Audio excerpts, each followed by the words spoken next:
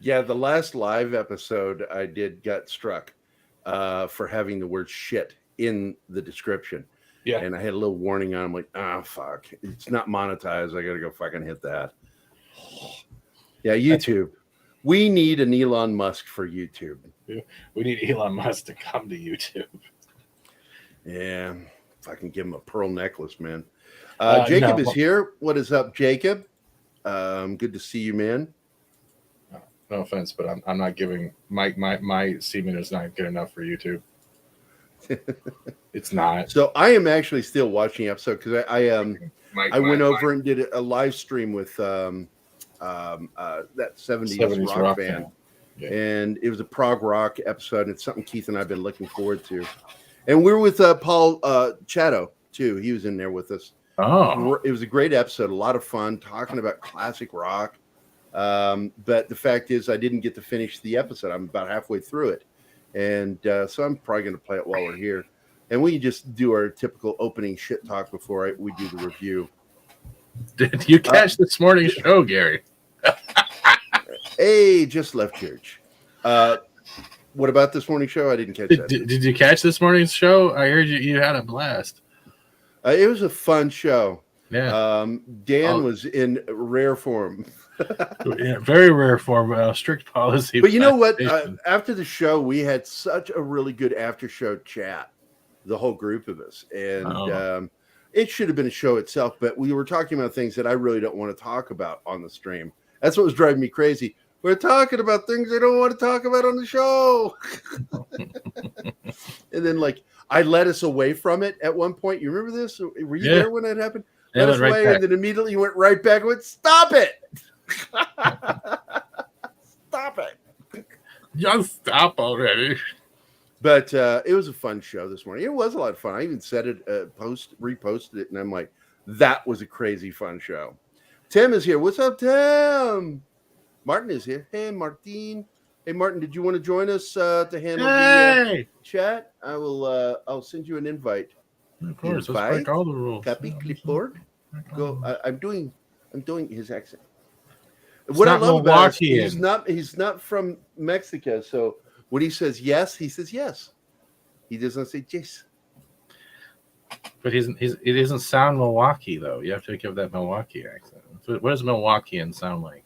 A Milwaukeean sound like? I hear he's starring in the new film Dances with Mohawk. Oh wait, The Last of the Milwaukeans. Is that right? I'm sorry, that fell flat. It did fall flat. Yes, I'm sorry. I have to blame someone first. How about I just blame the? Never mind. Insert Pauly Shore joke here.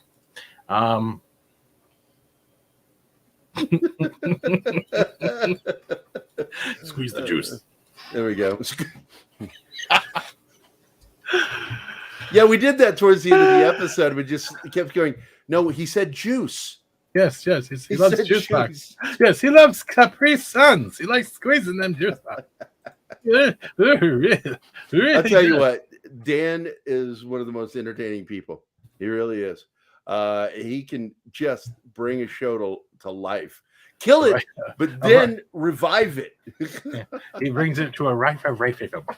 Hey, War Monkey. Hey, Jacob. I already said hi to Jacob. Penny is here. She is home from church. I don't know where your boy is right now, but I hope he drops into the chat. But we're going to talk about Kenobi today. But before we do, I'm going to let Steven take the floor to talk about whatever the fuck he wants to talk about while I finish the episode. Because I was over doing a show with that 70s rock fan talking about prog rock, and I didn't get to finish the show. Yeah. No, I did not. I was like, I gotta go. Let's see. I thought he hates juice. He only hates. That is not what he said, John.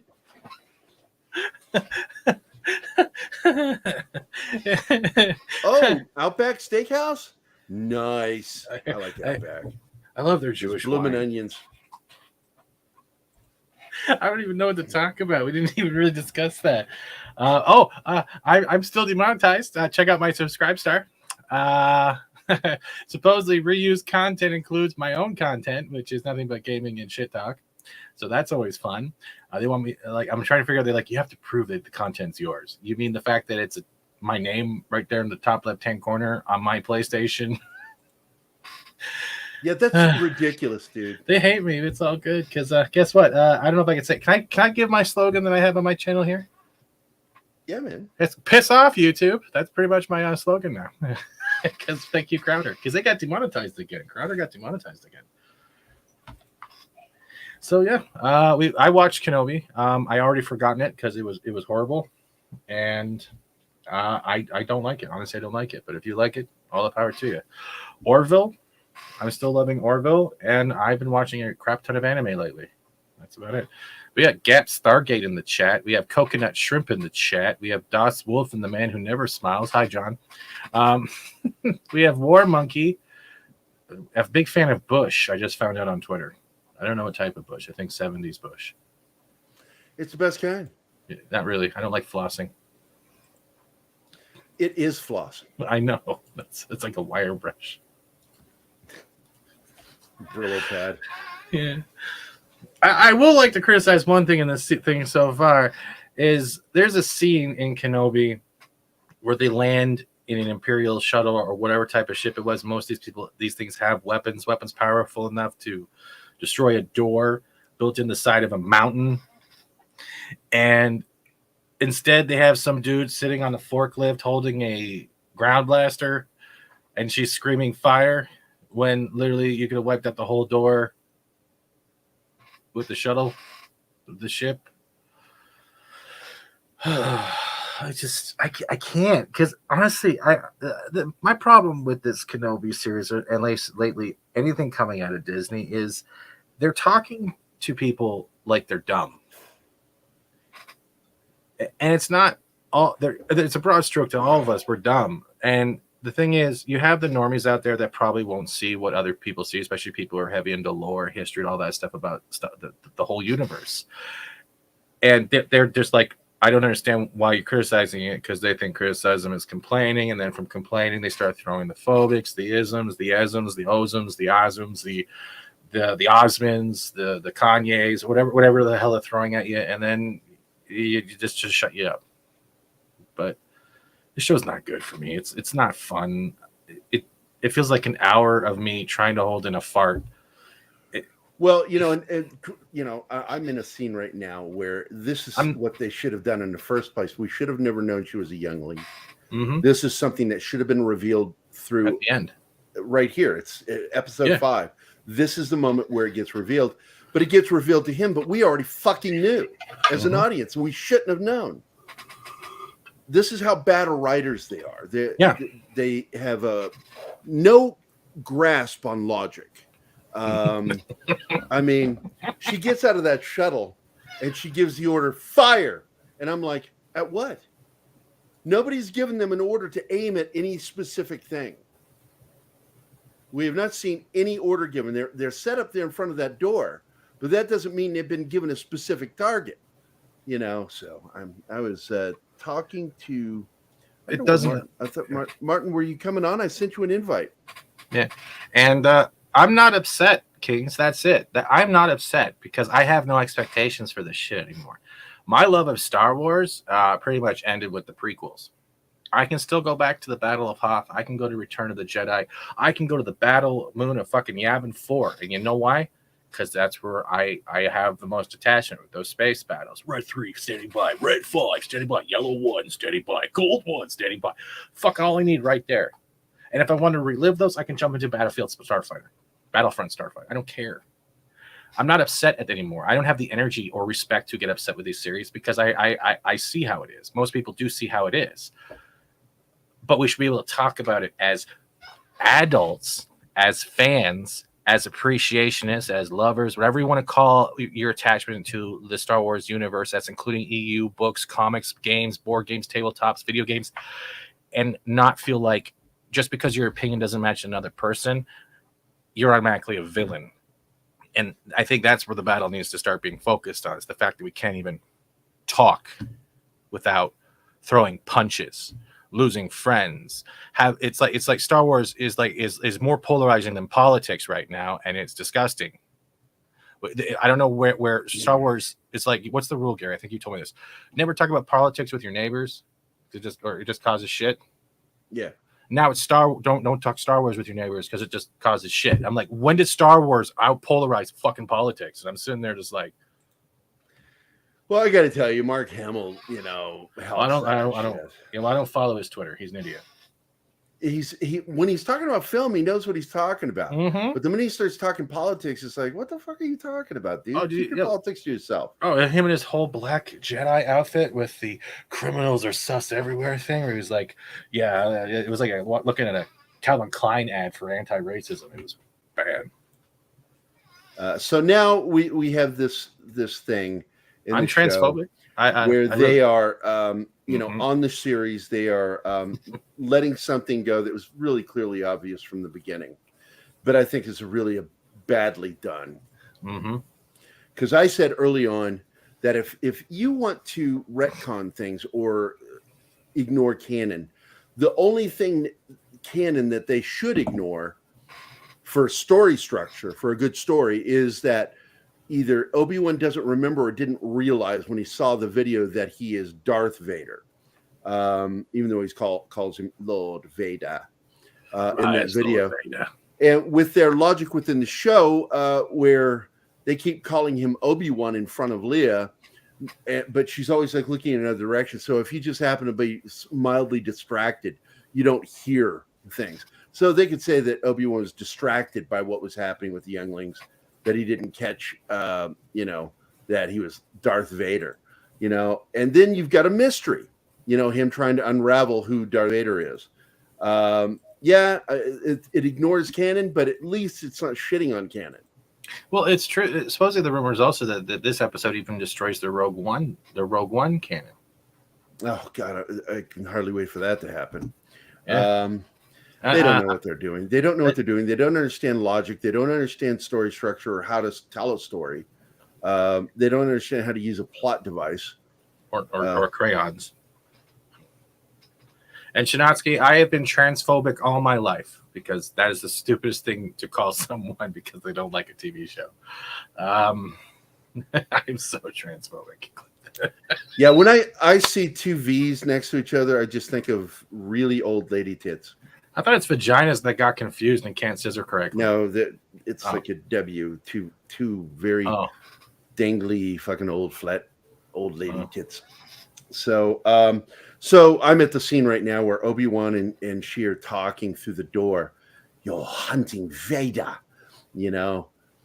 I could help you, and it's like just fucking bad writing. You were a youngin in the temple. Why would you do this? Oh my God! Because there's no excuse what she's done. She has gone out of her way to physically hurt people. The fact is, kill them.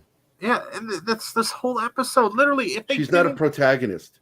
They're trying to turn her into a protagonist now. This twist is designed specifically to turn her into a protagonist, but it's too fucking late. She's a fucking killer, a murderer. And honestly, if Vader is as badass as we're seeing right now, no offense, he wouldn't be sending any troopers down. He'd be blowing holes. Yeah, I read your comment, Martin, earlier. I saw it and was like, oh, I missed that. And I know your electricity is out. Mexico, man. What can I say? Yeah. Milwaukee. Sorry. Honestly, I would be orbital bombarding the whole place to cave in any chance of exit, and just wait and suffocate them out. That's what was the plan, wasn't it? Suffocate them out. They're going to run out of food eventually.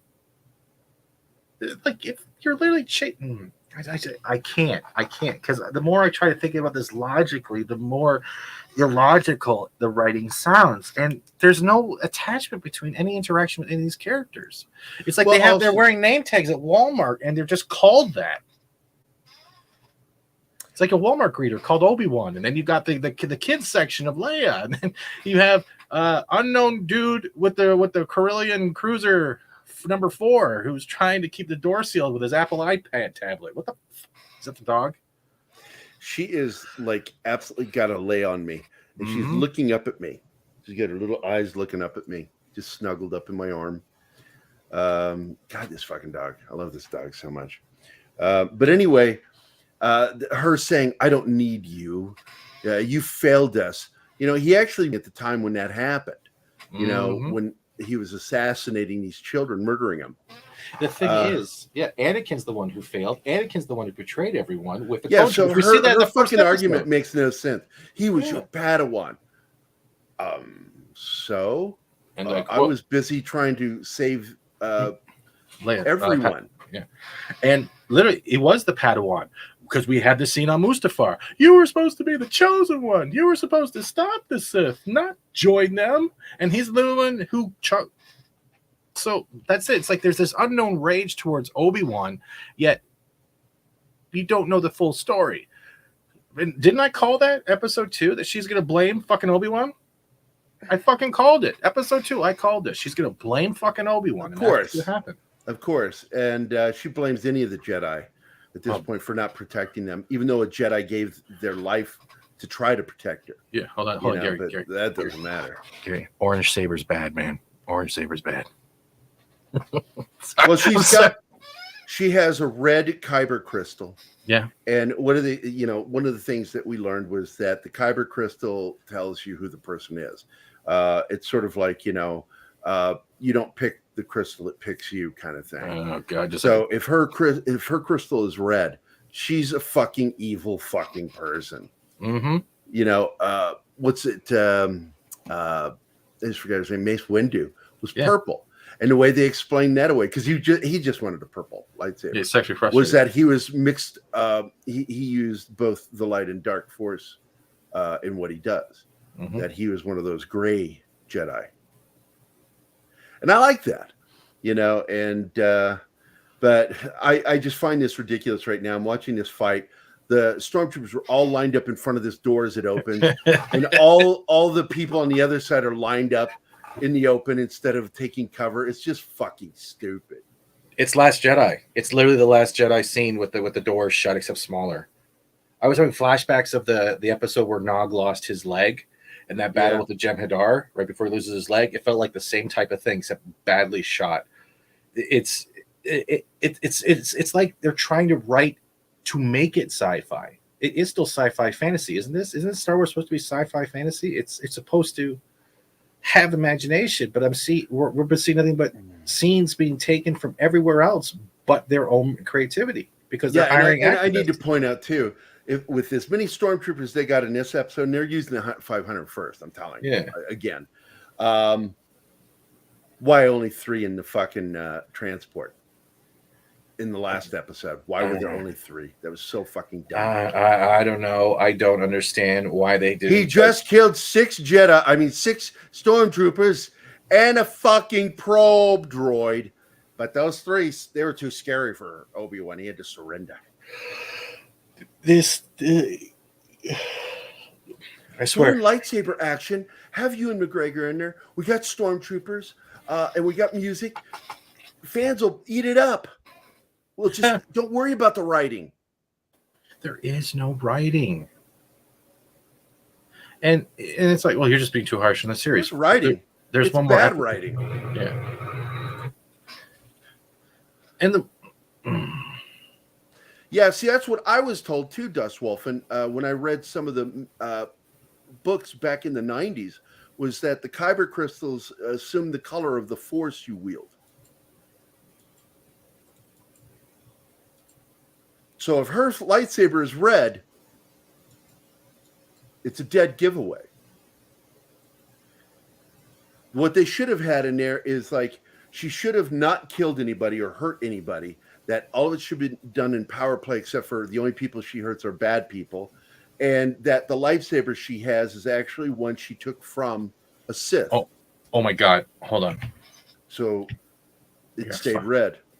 But they can't fucking write. And they're literally dropping down with like what the drop ships look like stuff from Force Awakens.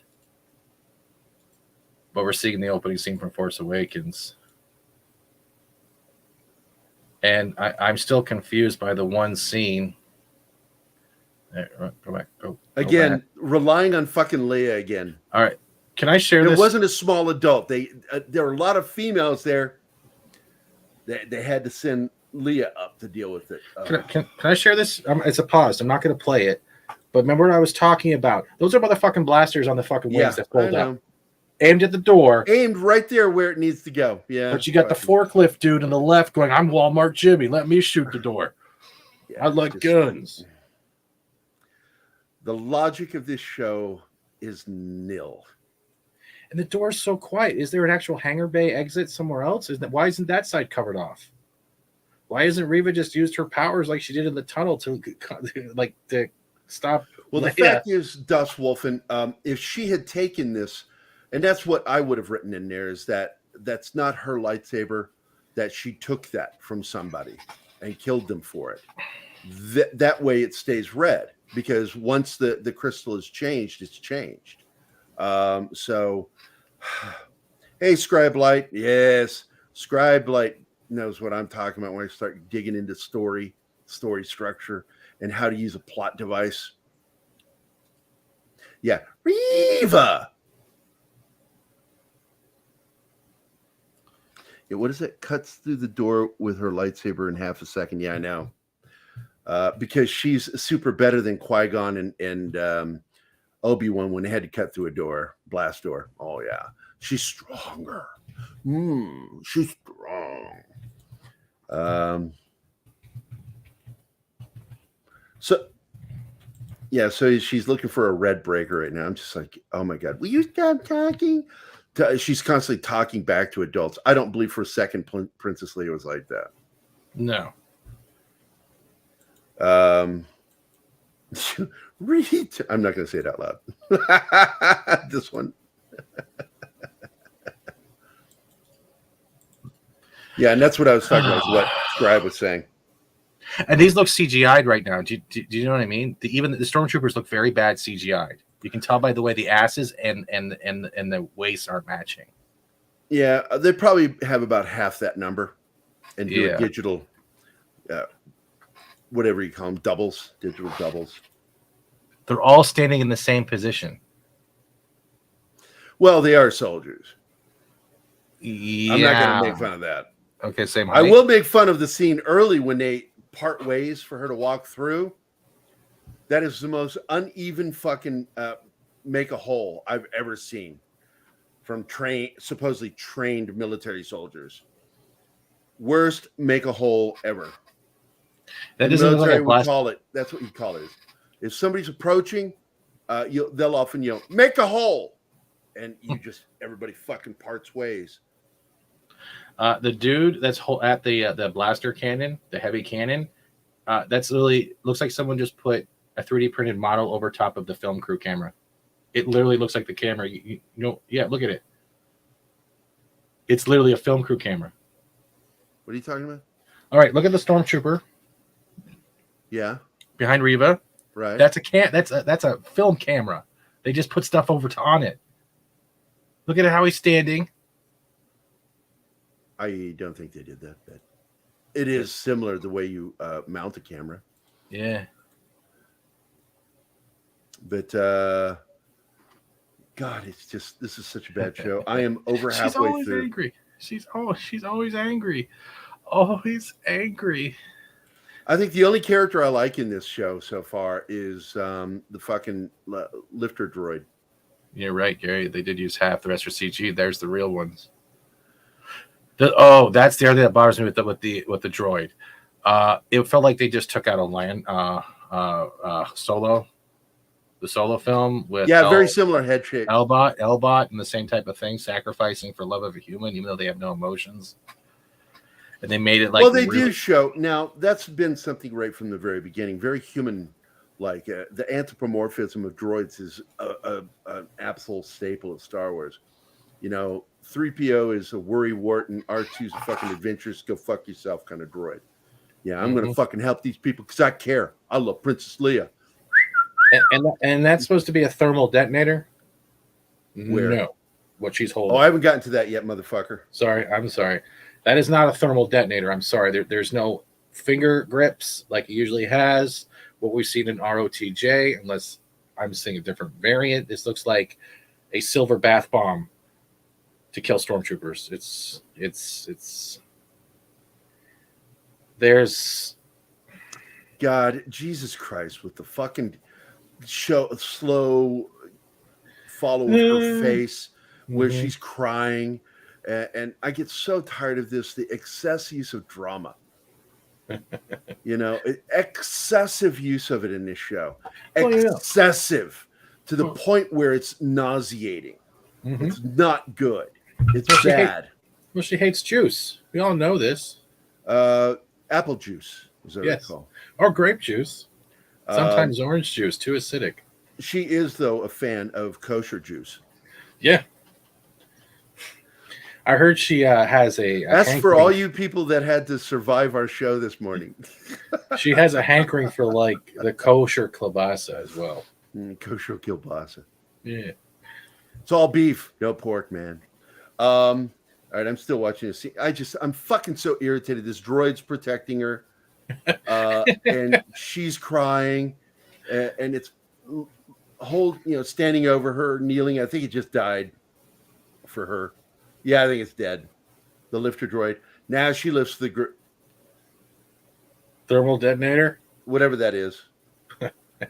And Obi-Wan's like, calling your name out. Oh no, that is a thermal detonator. It really is. Yeah, I did. I told you. Yeah, it's a thermal fucking detonator. They don't have the grips on it. Nothing. Oh, poor Obi-Wan lost another friend. That'll teach you.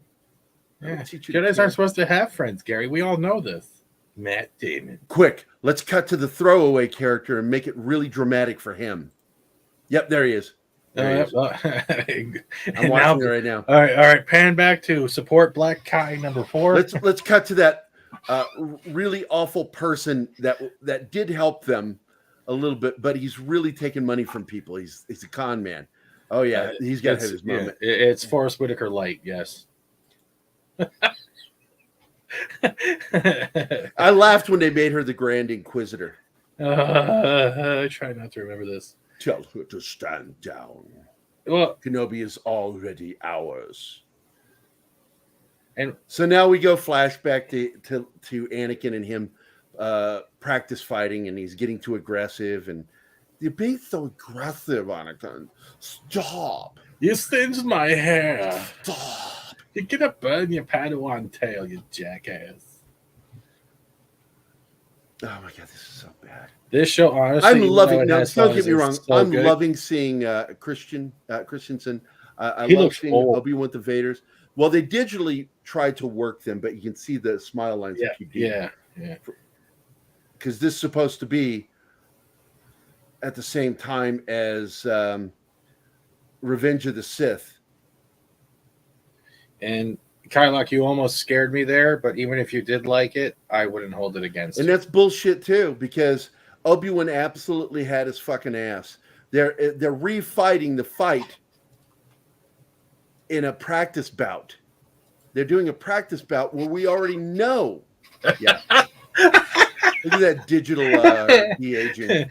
It's like Kevin Spacey face, you know? I'm gonna get you. Yeah. They hired that guy for deep faking, man. He's doing it. He's doing his job. It's not absolutely great, but it's still good.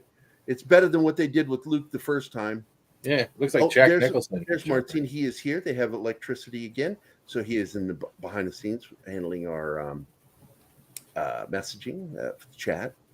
So, but right now, I'm fucking hating it because he and Anakin are fighting in this practice match, and he's like, "Give up. You know that you were beaten. Admit it." And I'm like, "Oh, this is really bad. This is just bad." It was supposed to be a surprise to him that Anakin had turned, and now they're just showing it was there all along. Mm-hmm. It was Anakin all along. Yeah, it was Anakin all along. Anyway, this is just bad writing, and it's fucking up canon, left and right. It should be put in a canon.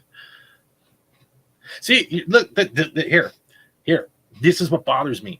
You have all these ships above, and you're going in the front door. Why didn't you cave in the ability to escape? Well, this is their attempt at circular storytelling. That is the escape from Hoth moment with Vader. But that doesn't make sense. Vader... No, of course not. But the thing is, that's what they're trying to do. It's a member berry, a visual member berry thing. Was the last bit of the flashback with Kenobi recriminating Anakin that he'll always be a Padawan? Was that them trying to still justify No, because look, that doesn't... Scribe, I'm going to tell you, that's the one thing I don't have a problem with, because if he belongs to the Emperor, he is still a learner. And so therefore it's technically not wrong. Oh, and that ship. And I keep hearing people say, no. And I'm like, look, dude, I'm telling you, he is the, what do they call that? A Sith always has a what do you call it? Assistant trainee. Whatever they call it. Apprentice? Apprentice, thank you. Fuck you. Take forever to answer that question. Oh, you know, I'm looking at Vader holding back a ship, and like the last time we saw anyone holding back a ship was Rey, and it was literally a transport ship. Kylo was also had the strength of that force. Yeah, but so was Force Unleashed. But he took out a Star Destroyer. Yeah, that's right. Star Killer. Hello. Hello, Milwaukee. Milwaukee. Oh. What's up, Martin? So once again, wait a minute. Okay, wait. Are you at the part where he takes the ship down?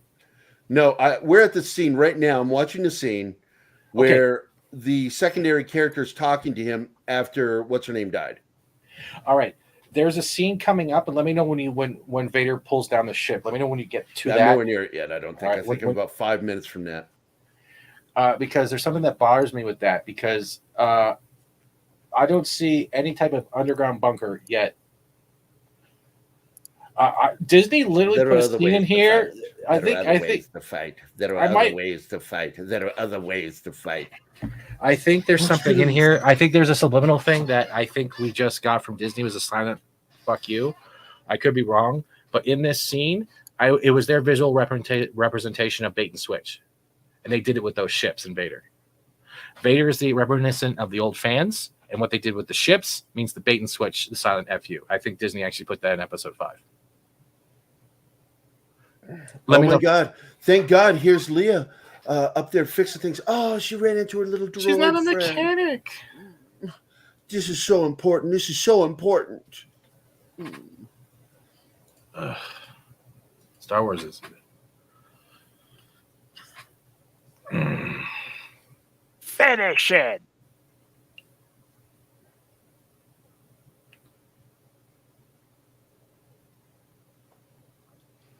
Inform Lord Vader that Reva has Obi-Wan.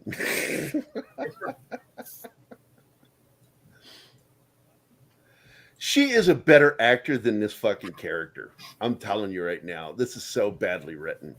And I've seen her now. I've actually remembered seeing her in another project, and I'm like, no, she was really good in that. Let's talking about something else.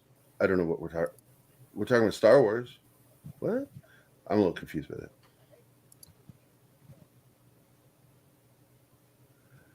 What's going on with the chat here?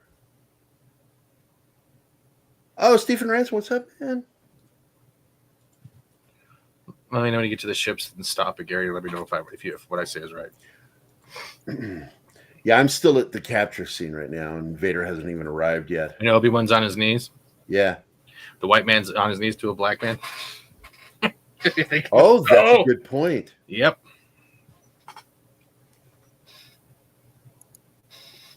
Mm-hmm.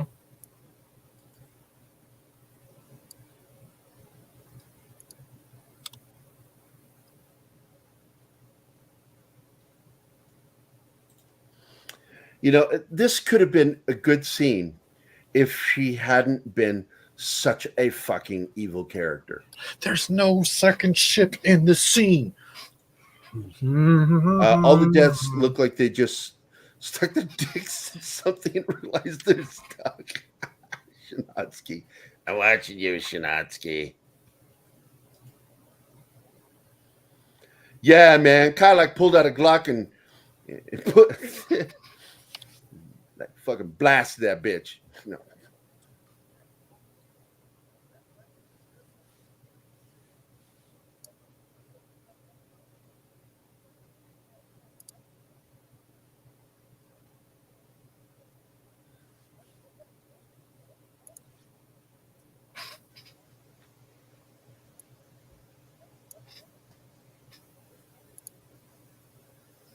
Somebody say something.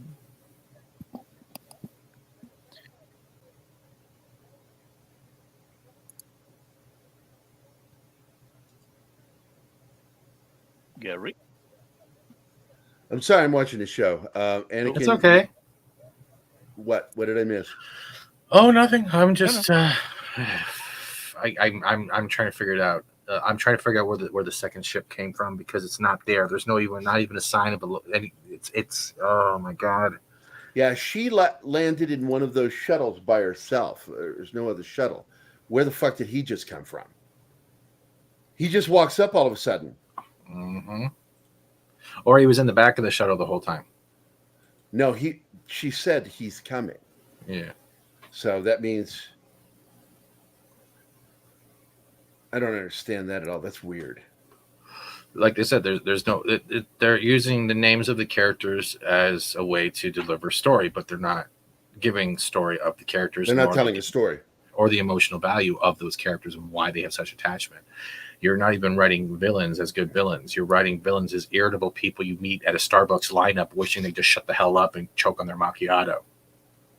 Reva, I'm going to say that right now. You're right. Reva. The writing for Reva is atrocious. We got 5 minutes of her doing parkour through a city that no one needed to watch. We got to show how awesome she is. Martin loves it, though. He told me how much he loves Reva and he loved the Kenobi series. He was like, I got the pajamas, I got the bed sheets, I'm good to go. That was a secret. Yeah, well, now it's out. You're just like a Reva onesie. Well, they're making Vader out to be very incompetent. Mm-hmm. And it's really bugging the shit out of me. That's because he's learned nothing. The thing that was so awesome about him in the original trilogy, was how they narrowly escaped with their lives. And it was because of, the ingenuitive nature of Han or the Force by Luke. But even Luke fucking fell into his traps and almost got killed doing it. Here they just make Vader incompetent, constantly incompetent. What did you expect from a man? But I recall this in the book that Vader had that strength. He was that powerful with the Force to do something like this.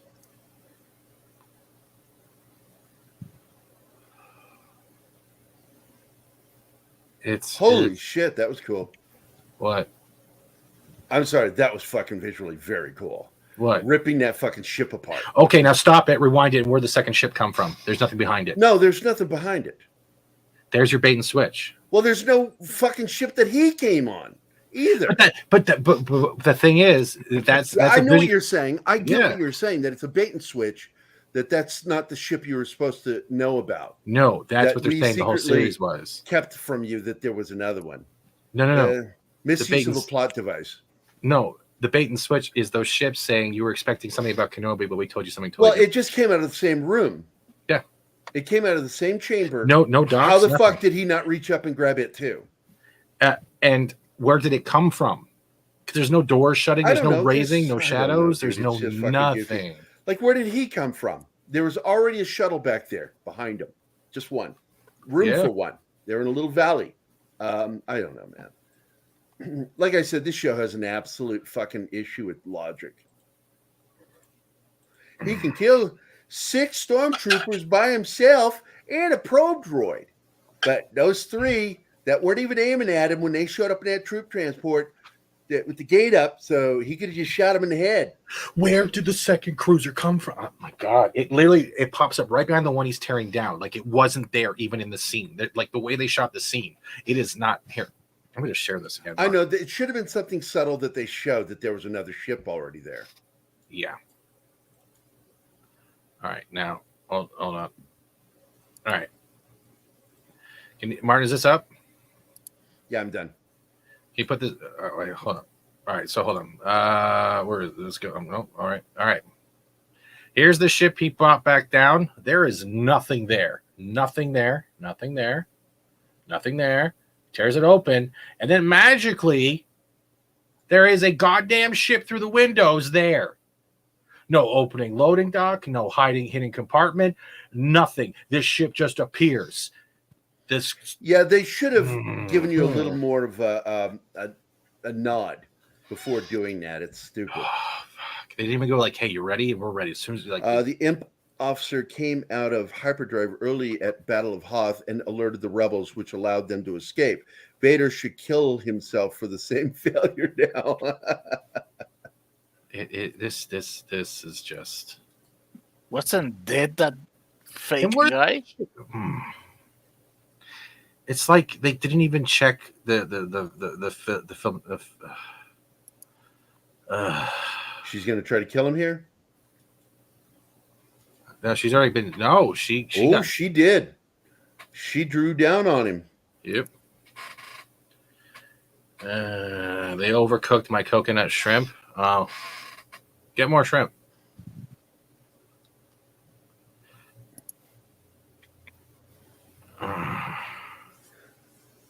Maybe this ship is a clone. No, this is not Geonosis. I am enjoying this. That Darth Vader is kicking the shit out of her right now. That's the only good part. He's doing what Obi-Wan did to him in the videos, that he doesn't have to use his lightsaber to beat her. That's clever. I'll give them credit. That's clever. That he learned something from Obi-Wan.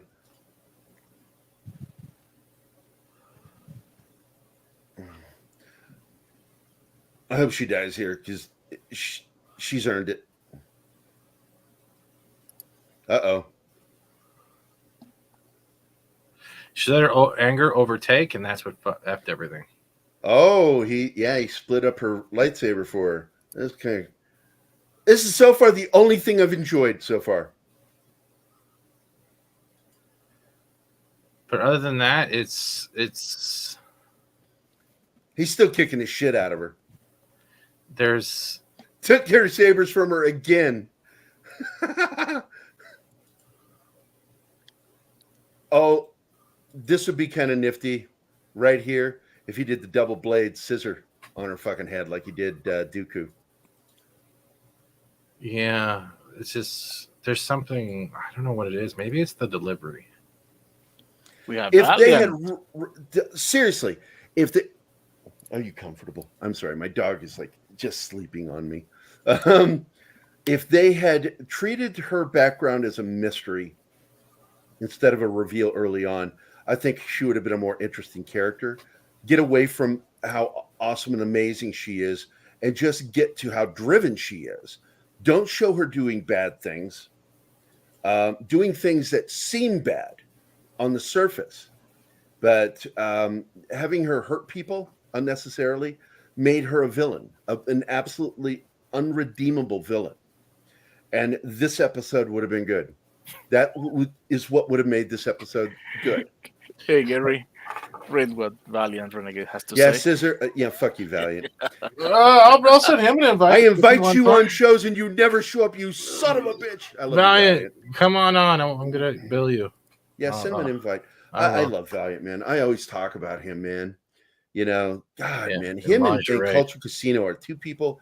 If you want to know on what's going on the business side of things, those two are the ones to be watching. Don't get me wrong. I have Keith. Keith does something akin to them, but he is nowhere near as skilled a Jedi as Valiant or Culture Casino when it comes to business. No, Valiant kicks it when it comes to numbers. Fuck, man. Seriously, I learned so much watching his shows, man. Yeah, I learned so much from him. I should be paying him as a teacher. The whole thing with Reva and the holographic. Oh, yep, he killed her. Oh, yeah. That's her only redemption, though. That's her arc. I'm still trying to figure out the last scene. We got one more episode of this, guys, and I don't think they have this episode can even wait till the end. Something fantastic will happen. Yeah, it's over. On what planet was she killed?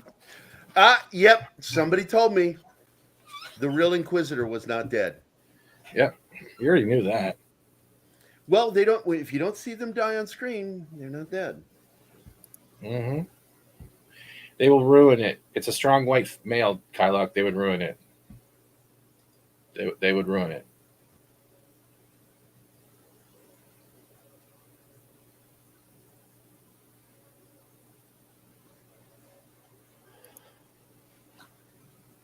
Again, on what planet was Reba killed? It does look like Geonosis. It really does. You were right on that. I don't know what planet this is, but it is reminiscent of Geonosis. Because maybe there are the So they're going to leave her there gang. alive? Yeah, she's alive. And they will cyborg her. I'm almost sure of that. Yeah, put her in the back to fluid. It'll save her. And now she's good. This completely wipes out all the evil shit she did in the first 2 episodes. No, it doesn't. Because we don't know No, how many I know people, that. how many Jedi she's killed before we saw this. She's episode. killed people. She has fucking murdered people. And enjoy We've talked about Obi-Wan for 47 minutes, and Gary's face has become more and more unimpressed over time. It's almost like Look, he hates. you finally Rick. had something I enjoyed. Mm-hmm. I enjoyed that scene between Vader and her. How many episodes did it take? But she really, it's the 5th episode, where I finally enjoyed her character, and Darth Vader's showing that he's not a fucking dumbass. She is, even though they made him look like a dumbass by letting the other ship go. That they should have showed that ship being pulled down, and as it's being pulled down, the other one rockets out from another place, and then he realizes and it's too Where late. did it come from? Well, you saw it through the window. You saw it, and but they should have been. Not look. Stop it. Stop it. Can't. They should have done a better job showing it. Yes. Stop it now. I don't know if she is. I'm not watching it. I don't. They can't write her in this one. What makes you think they can write her in another episode series? It's just going to be how she goes to the Sith hair salon, and she's going to talk about her experiences as a Sith Inquisitor. This one time at Mustafa, I had to pick up these body parts all across the flava. It was just horrible. Don't singe the hair. I need my people to see my hair. It's just... Disney Star Wars is dead. I think that's the way I look at it.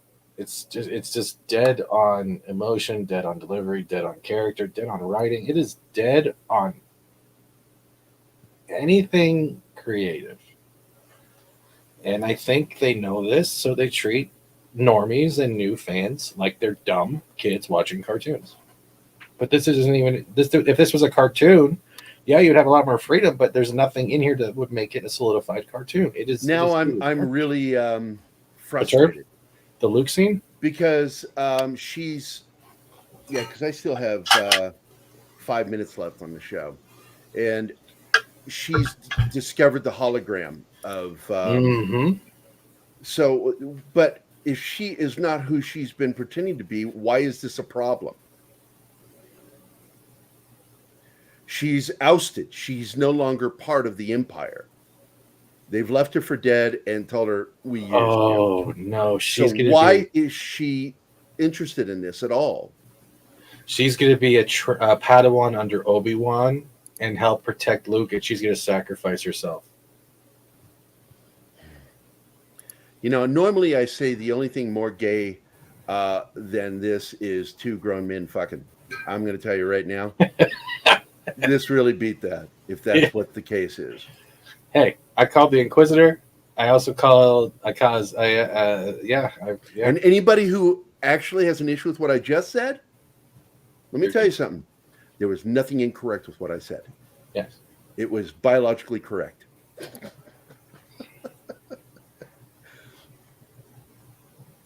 Yeah, and I do have a problem with this too. I can't remember who brought this up. It might have been you, Stephen.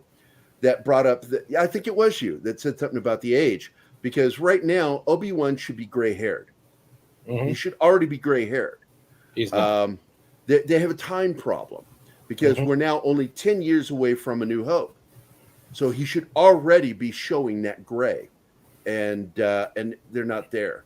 They're trying to age him a little bit, but it's not enough. He needs to actually be older looking than what he is already. Reva is going to come to Obi-Wan in episode 6 and saying we have to rename this planet not Tatooine so the Empire never finds him. They need to go back to what Alec Guinness looked like in the 60s, and that's how old Obi-Wan should look. We're going to get a Qui-Gon Force ghost, aren't we? I'm hoping so. I loved Qui-Gon as a character. Are they going to use him correctly? Probably not. But I'm enjoying one thing, seeing these guys working. I'm glad to see they're getting work. It's on shows that I think are below their skill set and definitely below us fans. This is not worthy of us fans. These shows are not good enough for fans. No, he would have killed her. Of course. I think that's dumb. I think that she should have just died there, right there. That was a perfect moment for her character's death to learn of the mistake, and there's no coming back from it. You lost everything. This is your arc. Your arc is for all the shit you did. Karma's a motherfucker.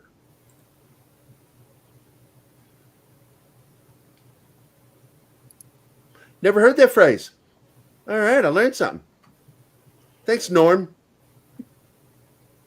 Okay, we're back on Tatooine. There's Luke. Or shall we call him Puke Streetwalker? Jake the Soy Walker. Dun, dun, dun, dun, dun, dun, dun, dun, dun, directed by Deborah Chow. I would not fucking brag. What's up, motherfucker? Nothing. Are you enjoying the Kenobi series, Value? I haven't watched any of it except what I've found online in clips. I canceled Disney Plus back in March. Oh, I did too, but we get it free with the rental here at the house. Oh. So, but here, this is how big of a dick I am. I don't watch it on Disney Plus that we get free with the rental. I watch it on the illegal site. Oh, well, there you go. And, I don't have that. What? So. What, Gary? Are you serious? Yeah. Here, this is how I fucking watch it. I will show you. I will show you how I watch this fucking show. I ain't kidding. I do have a question, Valiant. F movies is how I watch the show. Yep. Because I refuse. Because every time you watch a show that you don't agree with or like on their fucking streaming service, they don't care if you don't like it. Exactly. Same as going to see a movie that you don't like or you don't think you're going to like. They don't care after they get the ticket. That's all they care about. Yeah. I mean, and so Paramount, I have Paramount Plus, but I only watch classic shows that I enjoy, or even new shows that they put out, like SEAL. What is it, SEAL Team or? Yeah, no, I've got Paramount Plus too. I've been watching The Offer. Fabulous show. Oh my gosh, yeah, it's really good. Although I do make fun of Paramount from what? Yes, you're going down. Fuck you. I've watched The Offer. I've watched the Star Trek: The Motion Picture, the director's cut on there, and I'm at the point now where it's like, okay, in the past couple of months, this is what I've watched on streaming: The Offer, Better Call Saul, which is AMC cable, but that one, Ozark, stuff like that, and I'm going. Everything I've watched is going to be Emmy nominated next year. I mean, these are incredibly well-written shows with incredibly well-developed characters. Stranger Things, I haven't gotten to season 4 yet. I need to. That's kind of next it's up actually on the the best season so far. I'm thinking what I I'm think going it's to do better is, than one. at this point, I think I'm gonna, kind of hold up and wait until the next part, 2 weeks from now, and then just binge part 1 a couple of days right before part 2 comes out, so everything's fresh in my head. But I'm looking at this and I'm going, why do I want to put myself through, Boba Fett again? I can't. That had to have been one of the worst shows I've had to force myself to watch on streaming in I don't know how long, if ever. And the only 2 good episodes weren't Boba Fett stories. Yeah, and I just Sorry, I mean it's like I just have a bad taste in my mouth. Disney, if you want me to watch your crap, then stop making crap. Did you hear what I said about Ms. Marvel? No. I'm not going to watch it. I said, look, man, a man over 30 watching that show is creepy. If you don't have a kid to watch it with, you shouldn't be watching Ms. Marvel. That is not something. The show that everybody forgot or didn't know came out. Yeah. That one. Yeah. I did have a question, Valiant, though. How are the numbers looking for Kenobi every week, though? Well, it's hidden behind a paywall. I don't think you can only get that during the quarterly reports, right? No. Disney doesn't release those during quarterly reports. There's no need to. It's too detailed. The only numbers we have at present for Kenobi is what Nielsen released for the opening 3-day weekend. Okay. So the way Nielsen measures is they start Monday at midnight, and they run through Sunday, the following weekend, at 11:59 p.m. Okay. Pacific Standard Time, I think is what they use. And so for anything that comes out on Netflix, Netflix always releases stuff on Fridays. So that's always a 3-day metric for the first weekend. Part of the reason I think Kenobi pushed back to Friday, and of course, and I said this months ago, the reason they added the second episode was to get the watch time up. Mm-hmm. They were setting up a guaranteed win for them so they could come out with a story. I said this back in March when they made this move. Sure enough, that's exactly what they did. Biggest premiere ever in terms of watch hours. I'm like, well, no kidding, because what else has premiered with 90 to 100 minutes of watch time? I think they did that with one Marvel show, but it wasn't a real big one. Oh, good night, Stephen. I'm sorry. I just saw one of our chat guys. No problem. So, that first week, we got the watch time from Nielsen because that's how they measure it in watch minutes. And Kenobi had a seemingly semi-decent enough performance. I don't think it was anything blowing the doors off once you consider a few factors, which I talked about, and that was because that was the same weekend Stranger Things came out. Yeah, they dropped in an hour. A couple hours earlier because they didn't want to go par on par with their 3 a.m. So they pushed it to midnight. Yeah. What they were trying to do was get a 3-hour head start, which Nielsen would not have really captured per se, but they did haul it in. Nielsen, I think, kind of treated it like a Thursday night preview, so like in a movie theater. And I think they pulled those minutes in, but the idea was to get that 3 hours out earlier to get social media buzzing about Obi-Wan Kenobi before Stranger Things dropped. Well, that didn't work. So, they still got buried behind Stranger Things. The thing was, I said on that weekend was, even though Kenobi's watch time seemed fairly admirable compared to Stranger Things, which had 560 minutes of watch time available that night, versus Obi-Wan Kenobi's 90 to 100. So all you really have to do is figure, okay, they had 5.6 times the amount of watch available. Figure it out.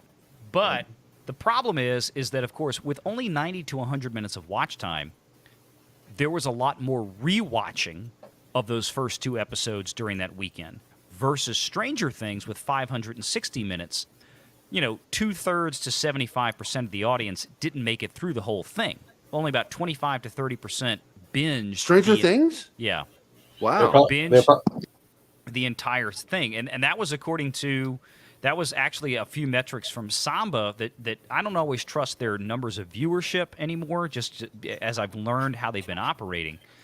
But, what they reported was about basically 1/3 of the households that they managed to measure watched Stranger Things from start to finish, which I understand. You're talking about 9 hours of programming right there. Yeah, some people also will space it out because it depends if family members are going to work, going to school, or you want to make sure you're these types of things are also considered family events, so it's going to have a different effect too on those numbers, right? Exactly. So the bottom line is that Stranger Things, their viewership total in terms of watch minutes was probably a much, much higher degree of unique viewers versus Obi-Wan Kenobi, who very easily could have had far more repeat viewers based on the grossly lower amount of watch time. Wow. So, that's where some of the weird stuff came in. Now, Again, Nielsen released those numbers right away, which is a little unusual, but it was an unusual weekend with two big shows going head-to-head on streaming. Mm-hmm. And Netflix and Disney are really two of amongst the only streaming services they actually measure. Nielsen does not track Paramount or Peacock or a lot of the other ones. So, you have to put that into perspective. Normally, we don't get those figures until about 3 to 4 weeks out.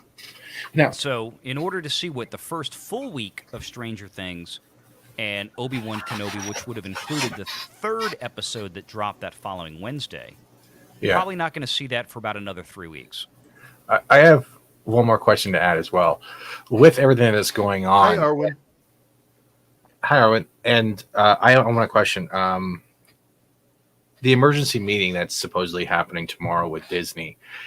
Is this also a clear sign that how they've been handling things, not just show-wise, but in the world in general, it has become apparent that it is messing up big time?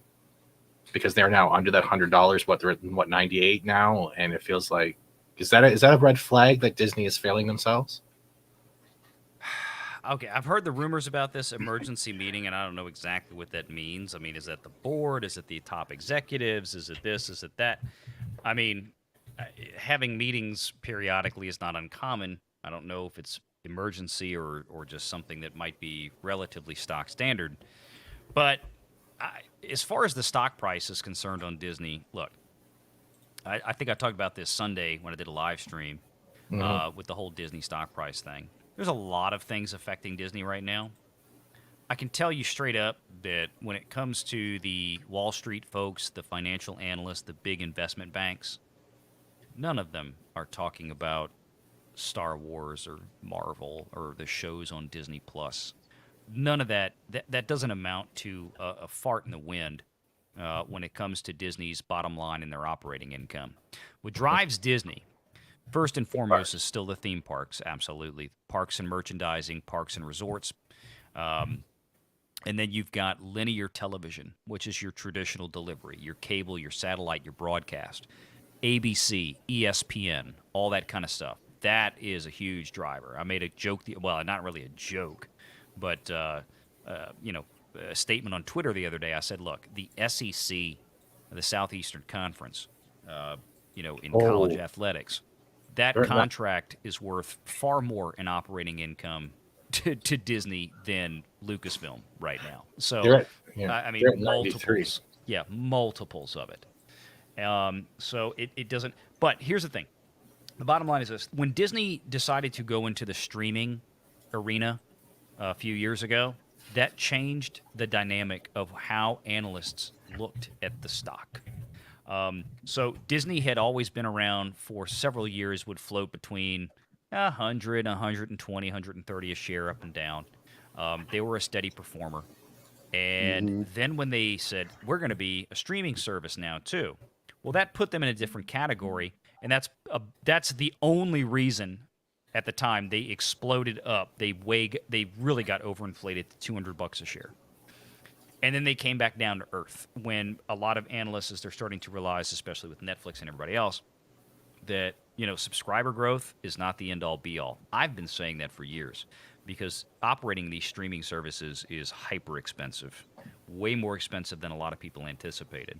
And it's not about the subs; it's about the profitability. And I think reason started coming into play. And as I've said, and it's true, you would much rather have bought Disney back in November of last year than you would have Netflix. Because Netflix was at $700 a share, and it dropped all the way down to like 150. Yeah. Versus Disney that went from 100. So I mean, would you rather a 50% decrease in your investment, or would you rather 75? Take your pick. So I mean, but it's basically all streaming related. But even then, if you factor out the overall macro level events in the market, the Dow Jones, the S&P, and everything else, which are, the S&P's down around 20% right now. The Dow Jones is down around 22, 23%. If you added that macro level move back into the Disney stock price right now, guess what the Disney stock price would be? About $120 a share. Right where it was without the streaming inflation. So that's why I look at it from a mathematical perspective. And I get it. We can say all the stupid stuff and the woke stuff they're doing in a film or a Disney Plus show, and all this is having an impact. And I think at a customer level, it certainly is. But from an actual financial analytical level, no, it's not having any impact yet. Now, I say yet because if it persists, and then you really start seeing, a lot of North American subs drop out that identify that as the issue, or their theatrical revenues continue to decline over the next 6 months, a year, and nothing seems to stick, then we can start having that discussion about, how is that going to happen, or how is that going to have an effect, and what's going to happen to the future stock price on that. But as of right now, like I said, I can tell you, once you start seeing certain publications bring up the politicization of Disney on a routine basis, then But that hasn't happened yet. When you look up stuff like on Yahoo Finance or Market Watch or Seeking Alpha or Investors Business Daily, a lot of these big headline publications where they're actually writing articles about the financial machinations of Disney, none of this kind of stuff that we're talking about on YouTube with Disney stock prices ever mentioned. Because that's not what these guys are looking at. Again, they're hoping that Disney Plus becomes a big deal. But they all know, because Disney stated originally when they launched Disney Plus, that profitability for that enterprise was not going to come to fruition until the end of fiscal year 2024, which is September 30th, 2024. So we got about 2 years and 3 months from now. Now, what has been worrying them, the reason why we've had a lot of stock price drop in Disney recently, is because the last couple of 2 or 3 quarters, Disney has been showing that, okay, yeah, we're picking up subs, but the growth isn't as good as it was during the COOF when everything was locked down. But more importantly, the operating income continues to decrease, or rather the operating losses continues to increase. They went from $300 million of operating losses in the same quarter last year, 2021, to $900 million in operating losses on Disney Plus this year in the quarter that they just reported a few weeks ago. And that's because they are spending a shit ton of money, not only creating content for Disney Plus, but the marketing side of it. And that's people don't really seem to understand how much it costs to advertise and grow a streaming service. It's billions. And this is one of the reasons why Sony wised up really quickly and decided they weren't going to go balls to the wall with streaming. Realized, it's much better for us to license out movies like Spider-Man No Way Home for $200 million to somebody like a Netflix, and we don't have to build the infrastructure for this bullshit. We'll take the money right now up front, because if we're the last studio standing with a lot of big hot properties, then every other streamer out there is going to unzip their flies and just whip it out to buy what we got. Speaking of buy what we got, I have a question for you, because I heard rumblings the other day that there was a consideration due to losses at Disney that they're considering selling Hulu. I think that would be, and that Apple might be interested. I think Apple would definitely be interested. The question is, would Disney sell Hulu? That would give them a fast influx of cash. But here's the problem. Hulu, besides ESPN/ESPN Plus, Hulu's a cash cow. Hulu's profitable. The ARPU on Hulu is what? Crazy. 5-10 times that of what Disney Plus is. Right. It's ridiculous. So, no, I'd be really surprised if Disney would do that. I don't think it makes any sense. I think Disney was smart the other day when it came to the Cricket League, and they, when they had to bid on that, because that is what, quote unquote, drives the Hotstar in India subscriptions, which 1/3 of Disney Plus subscriptions are in India, about 50 million. Oh, I didn't know that. Really? Yeah, 50 million at an average revenue per user of 76 cents. Wow. So, 1/10 of what they have, or a little less than 1/10 of what they have in the U.S. and Canada. But what they did was they went in and they retained the actual broadcast rights to the IPL in India, which reaches over 10 times the number of households that the streaming service does, Hotstar. So Disney Star is the broadcast system. Disney Hotstar is the streamer. Just for everybody out there who might get confused because they are very similarly named, obviously. They paid $3 billion for the broadcast rights. Paramount came in through a company called a subsidiary Viacom 18 that was in collaboration with an Indian multi-billionaire. I can't remember the gentleman's name. But they bought the streaming rights for the next 5 years for another $3 billion. Fox had gotten those back in 2017 for 5 years. The whole shebang was about $3 billion. That included streaming, broadcast, and international distribution. Disney got just the broadcast rights in India for $3 billion. And then Paramount got the streaming rights in just India for another $3 billion. And then the international package went for, I forget, maybe another 1 or 2 billion. And then they had a specialty package of select games that went for, and I think Viacom basically gobbled up everything but the broadcast. So that's fascinating. Yeah, I think Disney was wise to back off on the streaming because $3 billion for the streaming in India would have been way too much. It would have crushed the operating outlook, the operating income outlook for the next several years. You look at what they're getting in India. They have 50 million subscribers paying an average of about 75 to 76 cents a month worth of average revenue. $3 billion over the next 5 years. That would gobble up everything.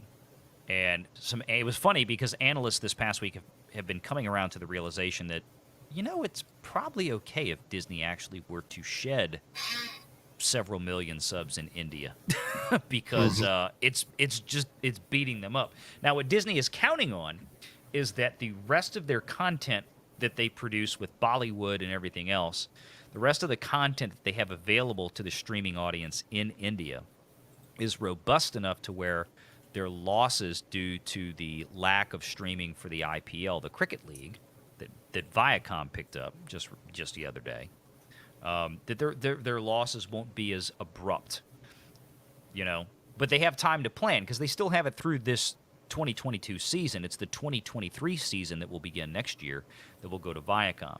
So if Disney can ramp up a lot of additional content that the audience in that country, gotta have it shows kind of thing, then they'll be fine. Okay, that's actually brilliant. Yeah, it's like I keep saying, man, we should pay you the education we get from you. I want to go away from Disney for a second because you and I started to talk about this the other day, and I really wanted to get into it because Netflix, is still in debt for $3.5 billion for its purchases between 2018 and 2019 with, trying to grow the business. Mm-hmm. And they then had a major loss in subscribership. But you were saying not to be too concerned with the subscribership.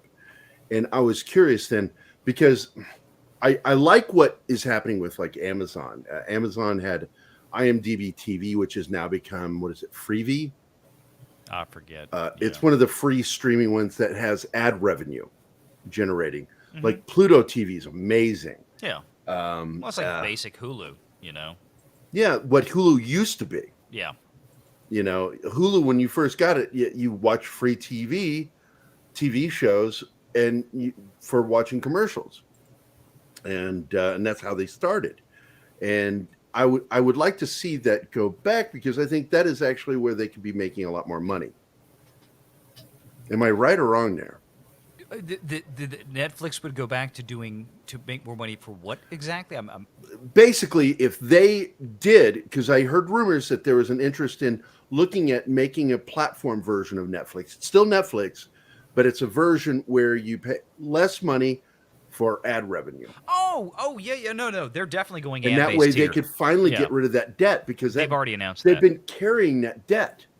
Well, for that $3.5 billion for 2 years. Well, but you got to remember, for a company like Netflix, and let me pull it up real quick. let me pull up their last financial data reports. $3.5 billion for Netflix. I don't know what else they have. That's well, it started as 2.5 or 2.2, and then they bought a studio to start making films. Yeah, and I think that worked out for them in the long run. It did. Yeah, I don't look. $3.5 billion for a company like Netflix in debt is. You don't think that's bad? Okay. That's squat. No, it's nothing. It's nothing. I mean, even right now, I mean, you got to remember when they took that out, their market cap was significantly higher than it is now, which is about $80 billion. I mean, it used to be $500 billion just a few months ago. But let me go into the financials real quick, and I'll look. Let's see. Let's go to where's their balance sheets? All right, here we go. By the way, you can find Valiant Renegade on YouTube, TikTok, OnlyFans, and of course Twitter. Oh yes, the OnlyFans. He's channel also too. on Snapchat and other sex platforms. He is the only guy left on MySpace. Yeah. I actually claimed my old even had a MySpace page. So, I mean, looking at right now, their total liabilities, current liabilities don't count. Total non-current. Let's go to long-term debt. Long-term debt currently stands for Netflix at about $14.6 billion. Jeez. Which is not. Yeah, you say that. I know, but that's a lot of fucking money.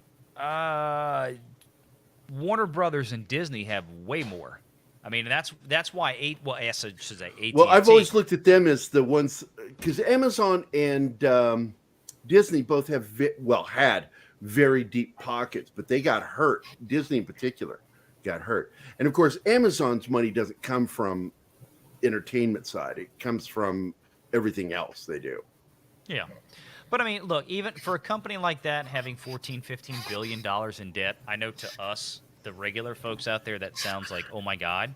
But for a company like that, it's not awful. It really isn't.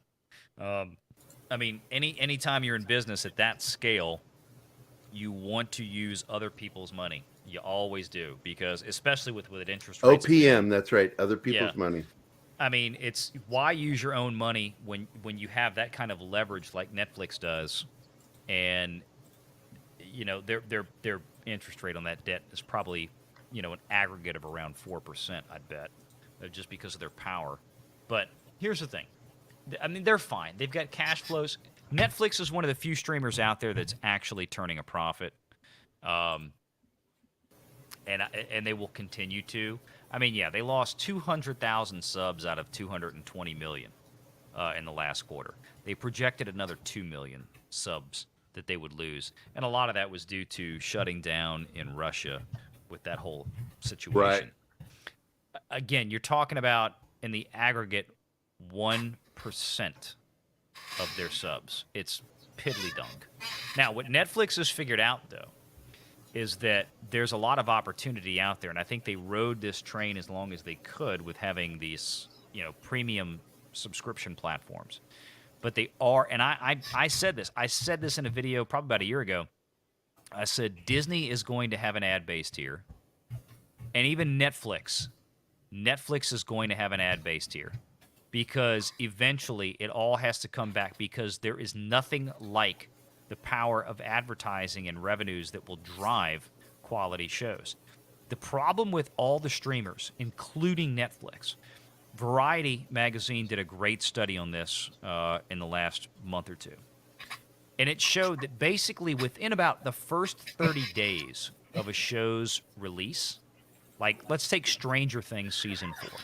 Mm-hmm. And forgetting the fact for a moment that Netflix, and this is why they have done it, y'all, why these seasons have been broken up into 2 parts. They did it with Ozark. They did it with now Stranger Things, right? They don't give you everything at one time. They break it up into 2 parts. The reason is because what they found out was all of these shows they put out, the consumption, with rare exception on these shows, about 90% of it occurs within the first 30 days. And after that, they have those shows basically sit there relatively unwatched for years. So here we go. You ready for this, Gary? I'm going to give you the big prediction. You can mark it down today. I'm telling you what's going to happen. All right. Within the next 2 years, I believe, if not sooner, you will see OG seasons of Stranger Things and a lot of the old content from Netflix is going to wind up on cable channels. You watch. Because they're sitting on too much dead assets. Okay? They're sitting on these shows, these first couple of 2 or 3 seasons of Stranger Things at this point. Nobody's watching them. They're sitting there dead. They know this. Yeah, they still get some views, don't get me wrong. But the amount of views they're getting are not supporting them sitting there dormant. Netflix is going to figure out, the same as Disney Plus and these other streamers are going to figure out in the next couple of years, that those programs are more valuable to release into mass distribution through TBS or AMC or whatever, a cable channel, okay? They're going to get out there. Exactly. Syndication. Bingo. It's going to... Now, they're not going to put the newest seasons on. It's going to be like a lot of other places. Like 2 seasons back, yeah. Yeah. You'll get seasons 1 and 2, because what's going to happen is, for the people that don't have Netflix or didn't think about it, think about the shows that you watch that just come on TV when you're flipping through channels. Like, how many people still watch The Office on Comedy Central? A lot. And that's why Comedy Central still pays big bucks to have that content there, is because they know as people, oh, look, there's The Office on, I'll put that on the background. That's worth money. There are a lot of cable channels out there that will be willing to pay for these super hot Netflix shows. Think about all the money they spent on these Adam Sandler movies and these Ryan Reynolds movies on Netflix. Whether you love them or hate them, they were big hits. Maybe not all of them here in the U.S., but international markets, they were big hits. I mean, Adam Sandler probably has gotten somewhere around $1 billion from Netflix. It's ridiculous. Okay, Reynolds, same thing. He's gotten a ton of money for these things. But about 45 days after the Adam Project comes out, the most recent Ryan Reynolds flick, it goes dormant on Netflix. There's no more views really coming in. Yeah. So how much can Netflix take that? If they can sit there and they can take that movie and farm it out and say, hey, look, we're not going to run it on Netflix anymore. We're gonna hide it from the audience views, and we're gonna let TBS or Sci-Fi Channel or somebody like that. You got this movie for a year. Bet you they could get 25, 50 million for it, maybe. So that's the point. That's genius, yeah. They're going to figure out that this is how... Now, Disney might not go outside the boundaries, right? Because they already have... They have cable channels. Disney has linear content broadcasts. They have ABC. They have all the stuff they still have on cable. So they have other places they can put it. But the point is, it'll be off Disney Plus. Like, how much right now would Mando's Season 1 be worth on a cable station? I bet they could get $100 million for that, licensing it out for a year to some other cable channel to go let them broadcast. Because the advertising of something like that would be good.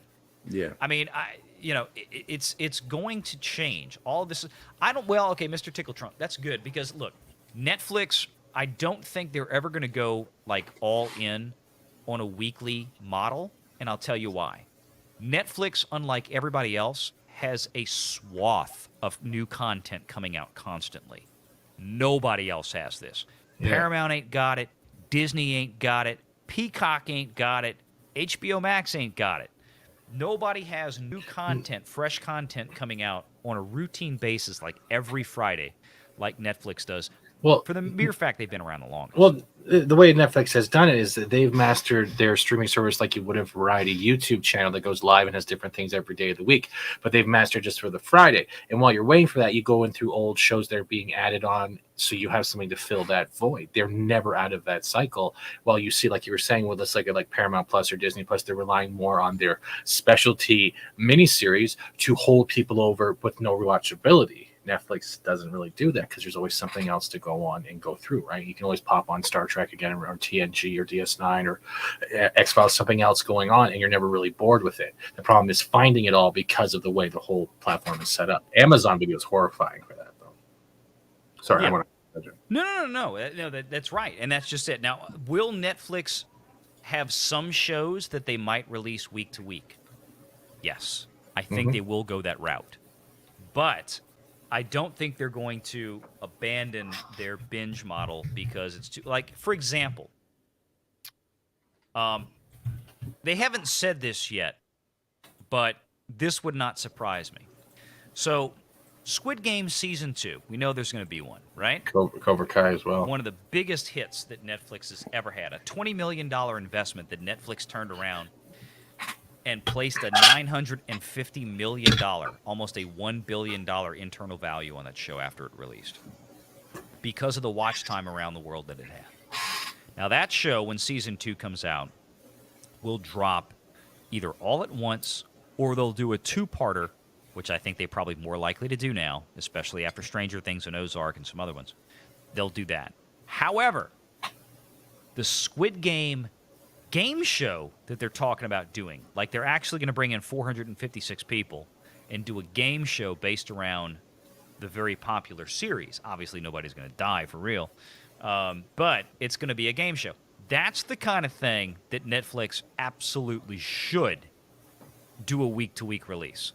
Like if they create 10 episodes or however many episodes they plan to whittle down those contestants, you know, we're probably talking a year and a half away at this point. That's the kind of thing that I would absolutely release on a week-to-week basis. No question. Because it's not scripted content. You know, the difference between scripted content versus game show, I guess, for lack of a better word. I'm curious if you are, because you're aware of the deal that was made with Doctor Who, right? That Sony stepped in, Sony US, and they're working directly with Bad Wolf over in Wales. But BBC originally was supposed to be like sidelined. But after they hired Toby Stephens to play Doctor Who and actually shot the transformation scene, the BBC started throwing weight into it. Had him fired as the new Doctor Who and went total woke with hiring a gay lead, trans companion, and a gay possible villain. No, I have not kept up with Doctor Who. That never been one of my things. I'm absorbing it as you're saying it now. Yeah, it just blew my fucking mind, and I keep telling people, you know, because the guy that Davies who took it over for Sony is wanting to Marvel Doctor Who, and then this happened, and all of a sudden it's like I don't know. The BBC needs to be privatized completely so it can't do shit like this. Because remember when a show, it was important that people wanted to advertise on a show. Mm-hmm. That's how networks made their money. Yep. The BBC gets too much funding from the government, so they don't feel accountable to putting out quality entertainment, which has been the problem. That's why Doctor Who went to shit. And but with Sony stepping in, I thought it was going to change with that purchase. You know, that money came in, and then all of a sudden, BBC apparently still has more rights. Well, it depends on what they really bought or leased. I mean, I don't. Did they buy the whole property out? Well, see, that's what I was hoping, because you know these things, and I was kind of hoping maybe you were aware. I have to look it up. Because I don't. I mean, look, I've watched folks, you know, like Az and Gary Nerdrotics complain about the downfall of Doctor Who. Oh, you bet they for did. A while, yeah, and I mean, and so I know enough to know how funky it's gotten. I mean, I kind of remember watching some of the TV show when I was a kid when they used to have reruns on like PBS. My God, growing up when I was a kid, but I haven't followed the show in ages, probably maybe 30 years. But it depends on what Sony got their hands on. You know, it could have been something like the Amazon deal with Lord of the Rings, where they got access to the name, but not the actual popular property. So they got to use the name and make a grifting version of the show that hopefully nobody watches. Well, but, the thing is, I think I don't know what Sony got I with think Doctor they had Who. wanted to make a show that people wanted to watch, because they brought Davies back, Russell T. Davies, and Davies is the one who cast Toby Stephens. And if you don't know who he is, he's a fucking badass actor. Well, it might have been one of these things to where they gave Sony the access to the IP to make a show, but the BBC had final veto authority over. And that's apparently what's going on, and Yeah. it's put a stink on the show that people are bailing already before it's even fucking shot. It's just nobody wants any part of it. Yeah. And the sad thing for me is like Sony coming in got me a little excited because even though I'm not too excited about the Americanization of the show, I thought this might be great. They'll build on this, turn it profitable, and right off the bat, they've already destroyed it to where it's not going to make any money. It will not make the money that they think it will. BBC. BBC is dumb. Well, yeah, I'd leave that to guys like Critical Drinker and Az that actually live there and have to deal with that seemingly hot turd of the BBC. But yeah, but I mean, it wouldn't surprise me to wind up having a deal like that to where, yeah, they got to use it, but they had to run basically everything through the BBC for approval first. I mean, that's the way Lord of the Rings used to work. Whoever was doing it, even Peter Jackson, you had to get approval from Chris Tolkien, from the family, from all the estate, the people that ran it, all this kind of stuff. Well, now that Chris Tolkien is, I mean, there was no accident that, like, the moment Chris Tolkien died, Amazon swooped in, and the people after that point, they didn't care. Amazon's going to stroke a check for $250 million just to use the logo. Oh yeah, I mean we'll suck a trainee's dick for that one. I mean, and I've often described this as IP destruction in order to make it less expensive, and I feel that that's what Amazon's really doing, is trying to destroy the IP so they can buy it outright fully and own it, and therefore do whatever they want with it later, and then turn it profitable for them. I don't think they're doing it in the sense to destroy the IP so they can get it cheaper. I think they genuinely think that this is what's going to be popular. You got to remember these fuck nuggets live in a bubble out there in Hollywood. It's not the same life as we live. No, they're not. They say Texas is like a whole other country. California is another country. Yeah, it is. It's a third world nation. I mean, California, New York, basically the least American states in the union. Maybe throw Hawaii in there too, but just culturally is what I'm talking about. Just culturally, that's all I mean. And I think they really think that what they've got is something special, and this is going to be awesome because they're going to have all this. The show is going to be all about diversity and representation, but then again, of course, people that actually understand the stories, regardless of whether those fans are white, black, gay, straight, Hispanic, Asian, it doesn't matter. They know that what the story was written to do and how it fits together, and it's just kind of like, what are you doing? So I don't think Amazon's going to have the effect that they're hoping for with this show. Now, will it get a lot of watch time? Yeah. Will it be critically acclaimed? Yet to be seen. I don't know where this is going. I don't really have any interest in watching it, even to just see if it is a train wreck. Because again, that's why kind of started out when I got here. I'm past that point. I don't give a shit anymore. I want to turn on a show and watch something that I feel like going in, like this could be something spectacular. I don't have time for anything else. Yeah, I think you are just like many of us that just says, look, my time is valuable to me. Give me something that's worth my time. Yeah. That's it. That's all we ask. And with that said, there you know.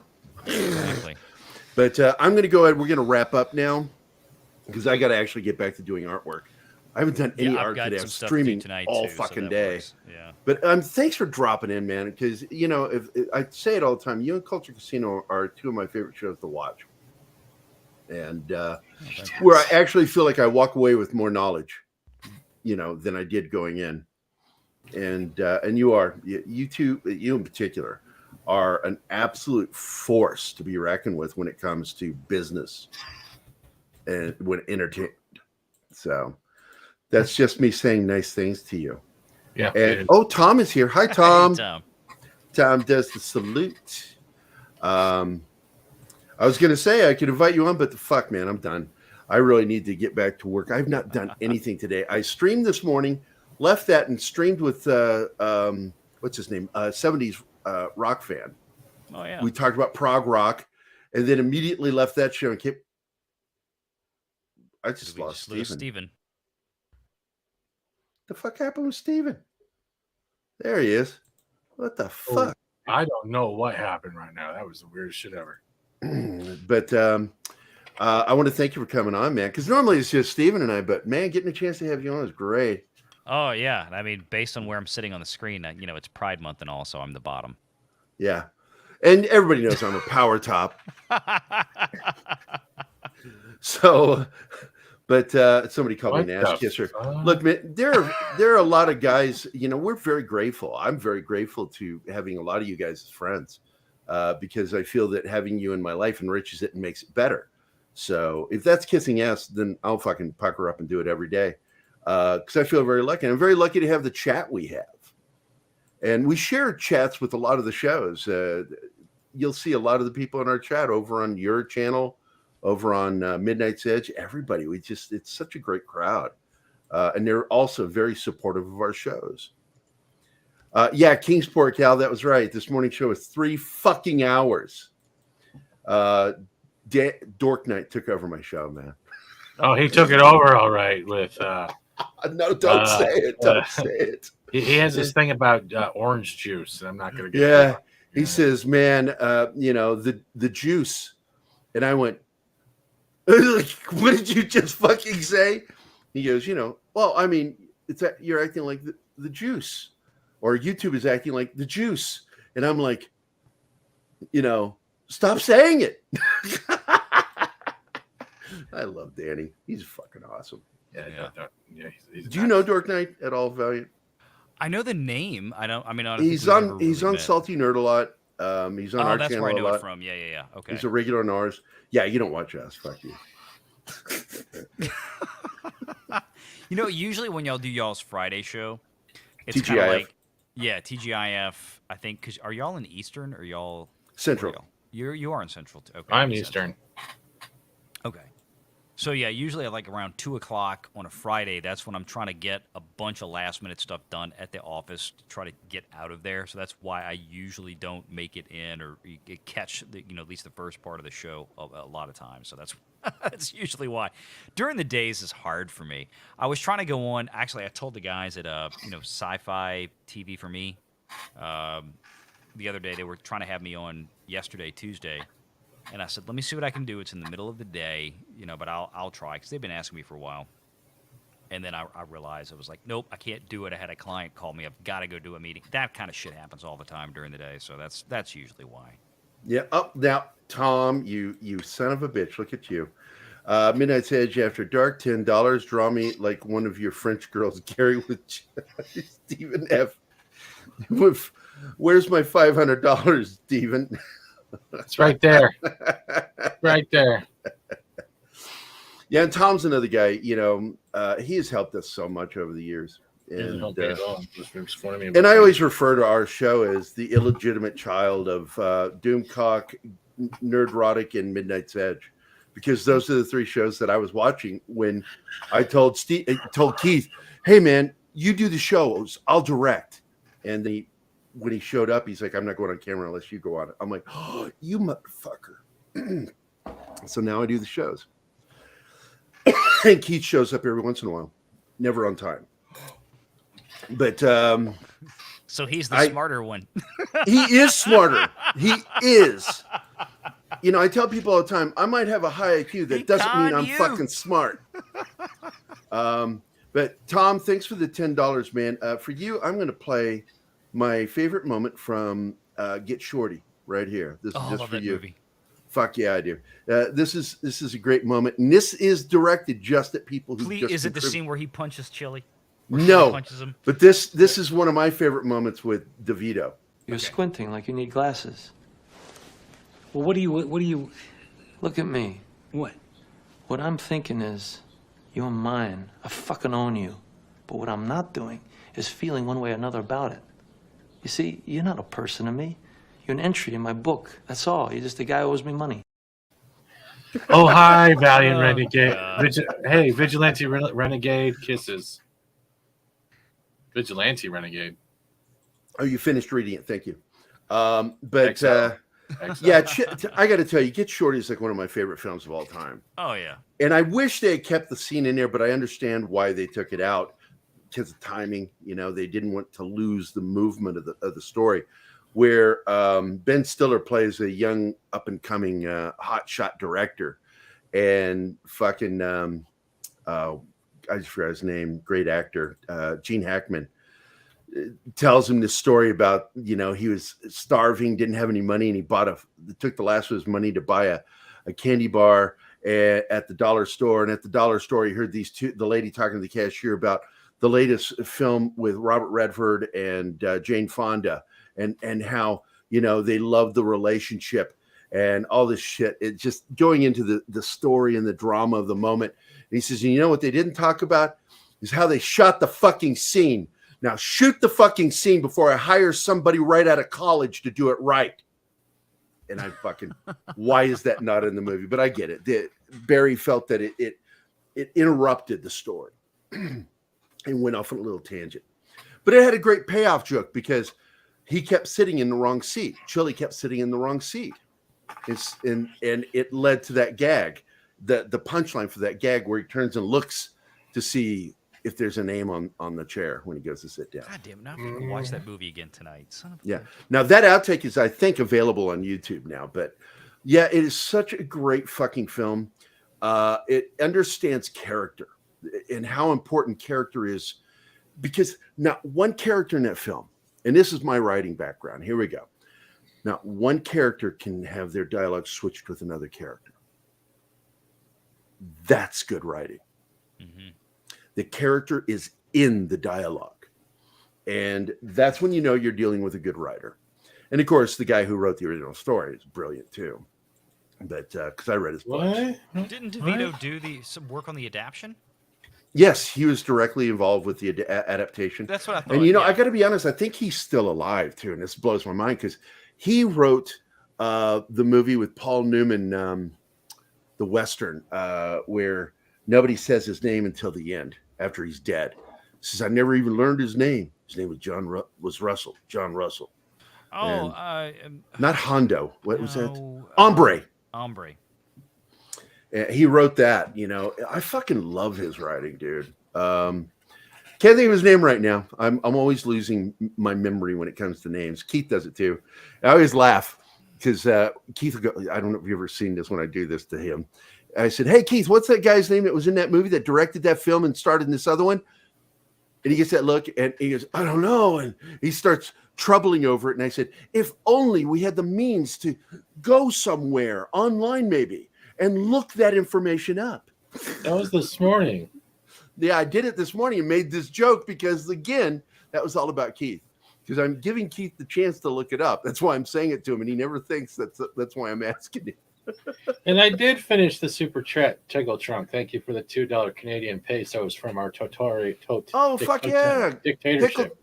Mr. Tickle Trunk is the norm to our cheers. Did you say tickled? Because I really do look at our show as like a bar. He chose to come here and hang out, and his ass is every episode. And I fucking love Tickle Trunk, and he is the second biggest supporter financially of this fucking channel. I shit you not. Him and Mexican Iron Man. God. I love these guys. And let's see what he says. Finish Tom's super chat. You know? No, he did. I did. Steve read it for me. Yeah, numpty. Yeah, numpty. But you want me to say it again? All right, here we go.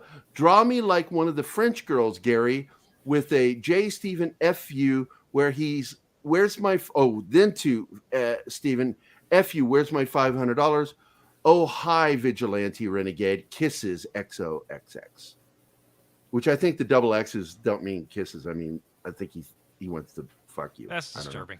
It does. It means he wants to see that puckered starfish at the bottom. Tom's a pervert, man. If you don't know that, I'll tell you now.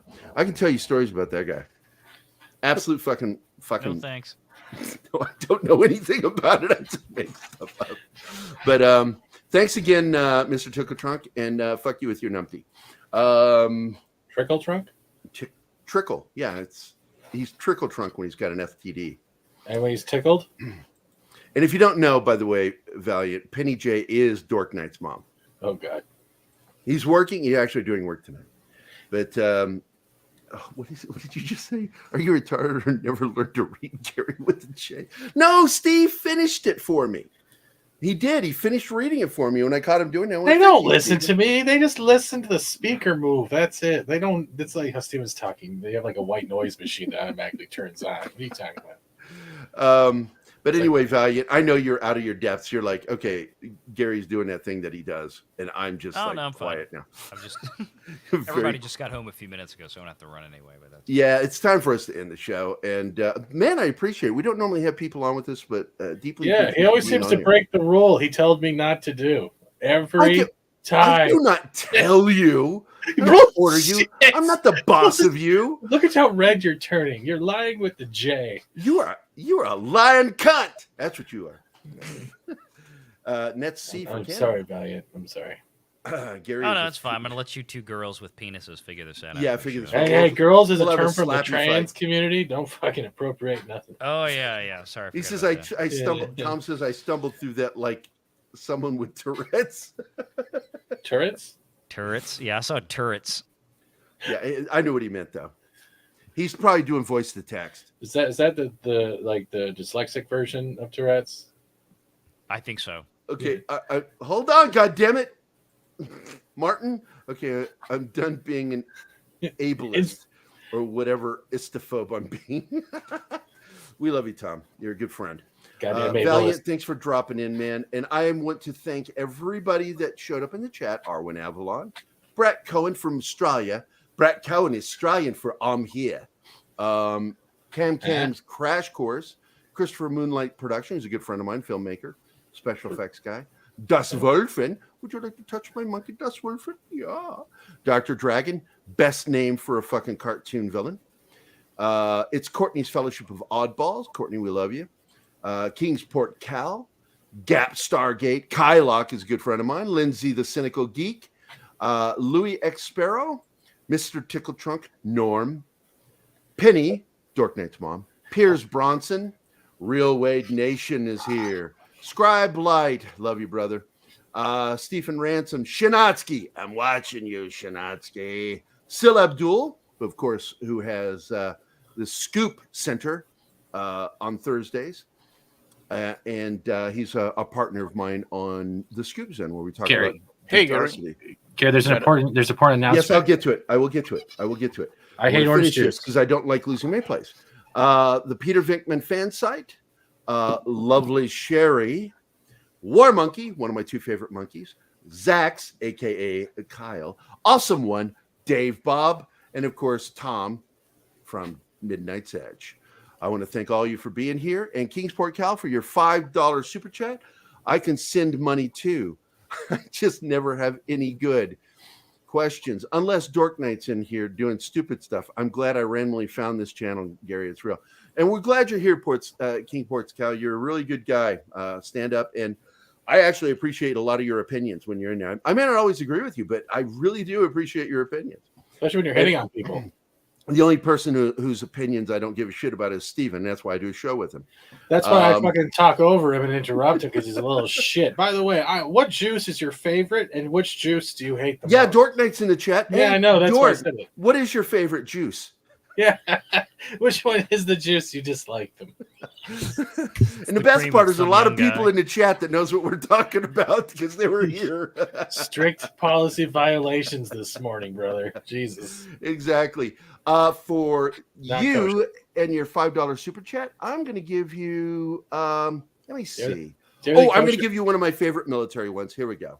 Hey, here's your free cup of coffee from a lady in Rhode Island. What?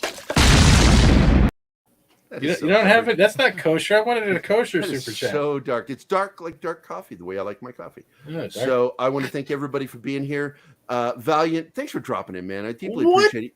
Laying down some heavy knowledge, brother. Laying down some heavy knowledge. Mm-hmm. I want to thank Martina Costa Santana for handling our chat, even though sometimes I step in and interrupt him and he gets frustrated. Don't highlight that. Don't highlight that. Don't highlight that comment, Martin. What are you doing? What the fuck? What the fuck, dork? Dork juice. Oh my God, He's Dork, talking I love about you, liquid brother. fruit. I love all you guys. So grateful for all of you. Brett, good night to you, mate.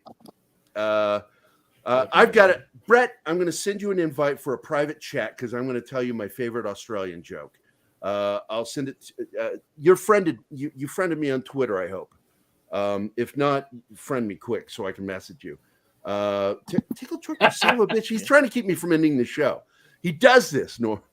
He wants you to sit on it with rotate with love. He wants the bar to stay open. Keep serving drinks.